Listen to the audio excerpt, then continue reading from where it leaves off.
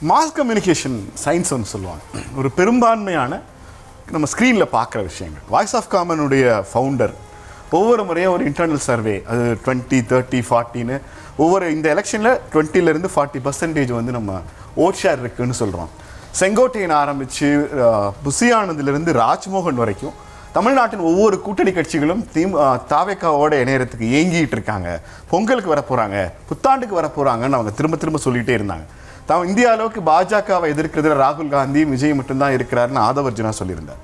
கிட்டத்தட்ட நீங்கள் ஒரு ஸ்க்ரீனில் வந்து தாவேக்காவினுடைய இந்த மாஸ் எழுச்சிக்கு பிறகு அவ்வளோ பெரிய கூட்டம், அப்படியே ஒரு சூப்பர்மேன் மாதிரி விஜயை பார்க்கறதுக்காக வர்ற அந்த எழுச்சி மிக்க கூட்டத்தை பார்த்து தமிழ்நாட்டு அரசியல் கட்சிகள் அதிர்ந்து போகிறாங்க. விஜயோட மேடையில் வந்து ஒவ்வொருத்தராக நிற்க போகிறாங்கன்னு நீங்கள் ஒவ்வொரு போர்ஷன்லையாக ரெடி பண்ணிட்டு வந்த எல்லாவற்றையும் நேற்றைய திமுக காங்கிரஸ் கூட்டணி மொத்தமாக முறியடிச்சிருக்கு. இப்போ நீங்கள் தனித்து நிற்கிறதுக்கும் நீங்கள் உருவாக்கின எல்லா சூழ்நிலைகள்லேருந்து எதுவுமே உங்களுக்கு சாதகமாக மாறாமல் தனித்து விடப்படுவதற்கு நிறைய வித்தியாசம் இருக்குது. ஆதவர்ஜுனா இந்த இடத்துல தனித்து நிற்கிறோங்கிற வார்த்தையை பயன்படுத்தினார்.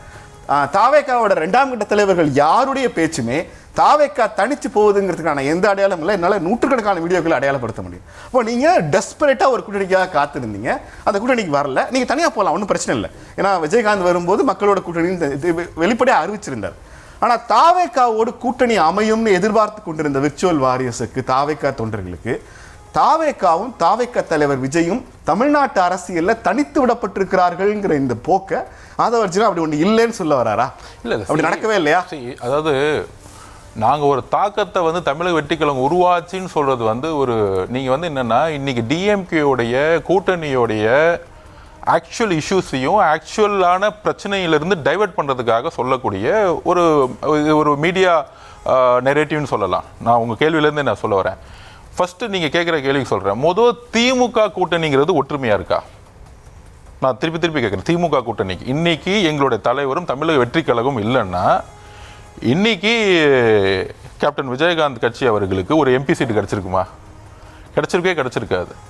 நாங்கள் ஆரம்பத்திலேருந்து 234 நோக்கி தான் போகிறோம். யாரெல்லாம் ஒரு சிக்னல் கொடுப்பா, இப்போ காங்கிரஸில் ஒரு மாணிக் தாக்கூர் சார் ஒரு சிக்னல் கொடுப்பாரு, அங்கேருந்து பார்த்தீங்கன்னா திடீர்னு இல்லை சிக்னல்னா பேட்டிகள் சொல்கிறேன், சிக்னல்னா பேட்டிகள் சொல்கிறேன். அவருடைய இன்ட்ரெஸ்ட் வந்து தாவேக்கா மாதிரி ஒரு பிம்பத்தை உருவாக்கும் பொழுது அப்போ வந்து எங்களுக்கு வந்து நாங்கள் தீய சக்தின்னு சொல்லிட்டு இருக்கோம். திமுகவை நாங்கள் தீய சக்தின்னு சொல்லிட்டு இருக்கும் பொழுது காங்கிரஸ்ல இருந்து ஒரு சக்தி வந்து இல்ல தமிழக வெற்றி கழகம் வந்து ஒரு ஸ்ட்ராங்கான பார்ட்டி, அவங்க அவாய்ட் பண்ண முடியாது. யார் சொன்னது?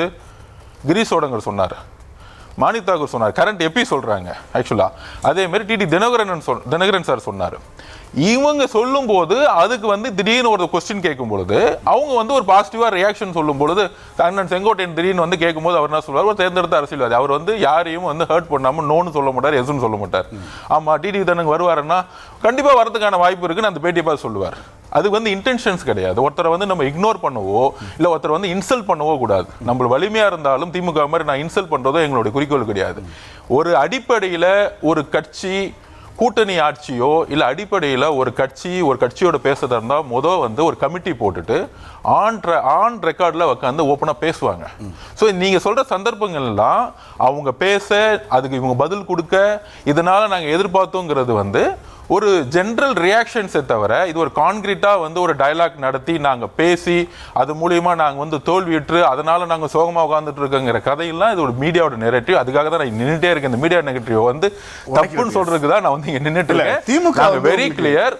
திமுக கூட்டணியோட ப்ராப்ளம்ஸ் நீங்க புரிஞ்சுக்கணும். திமுக கூட்டணி இன்னைக்கு 22 திமுக மோசமானது. திமுக கூட்டணி கட்சிகள் கூட விடுங்க, ஒரு 20 to 30% ஓட் பேங்க் இருக்குன்னு வாய்ஸ் ஆஃப் காமன் திரும்ப எஸ்டாப்ளிஷ் பண்ண ஒரு கட்சிக்கு தமிழ்நாட்டினுடைய எந்த இஸ்லாமிய கட்சியும் எந்த மைனாரிட்டி கட்சியும் எந்த இடதுசாரி கட்சியும் திரும்பி கூட பார்க்கலங்கிறது அது ரொம்ப பெரிய முக்கியமான ஒன்று.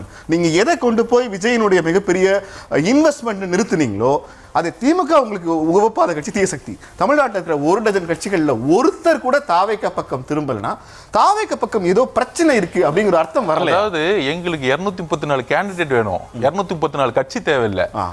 விட்டா ஸ்டாலின் சார் 234 கட்சியை கூட்டிட்டு வந்து ஒவ்வொரு தொகுதி ஒரு கட்சி நிக்க வச்சிருவாருன்னு நினைக்கிறேன்.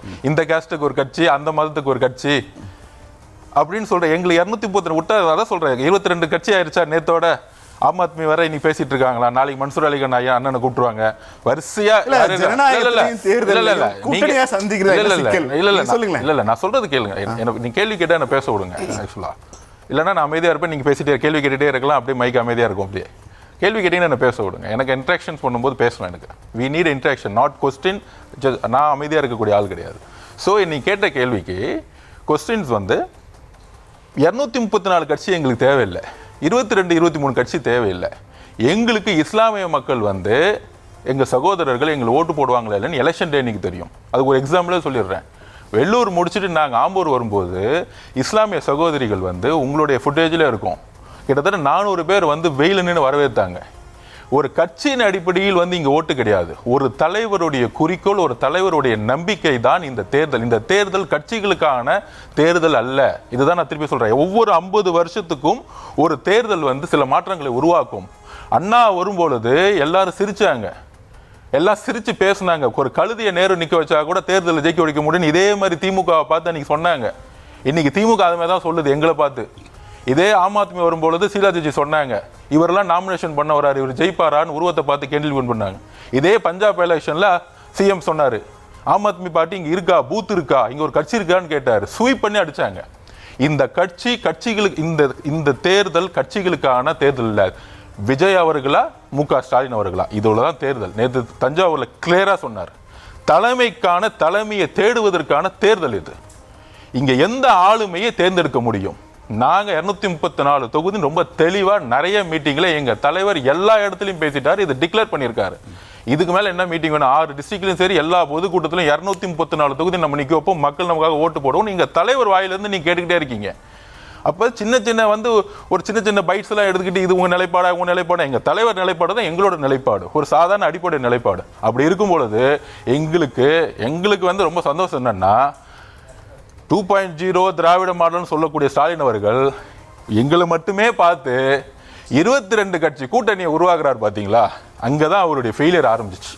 இந்நேரம் அவர் வந்து அவ்வளோ பெரிய லீடராக இருந்தால் 2016 அம்மா ஜெயலலிதா அம்மா மாதிரி தனியாக 234 தொகுதியிலையும் சிம்பிளை நிற்க பார்ப்போம், உதயசூரன் நிற்ப வைப்போம், எங்கள் அப்பாவுடைய இதை நான் காப்பாற்றுறேன் அப்படின்னு வந்து நின்று வச்சதுன்னா ஒரு மிகப்பெரிய தலைவர். நேற்று வந்து அப்படி காமிக்கும் போது அப்படி பார்த்துட்டு இப்படி ஓவருங்கிறாரு. அதுக்கு மீனிங் வந்து என்னன்னா அவர் ஓவர் ஆயிட்டாருன்னு அர்த்தம். இதோட திமுக ஓவர் ஆக போகுதுன்னு அர்த்தம். அதை வந்து தேர்தல் அன்னைக்கு பார்ப்பீங்க. நாங்கள் செயல்படுறதுல கான்சன்ட்ரேட் பண்ணிட்டு இருக்கோம். தேர்தல் அன்னைக்கு தெரியும்.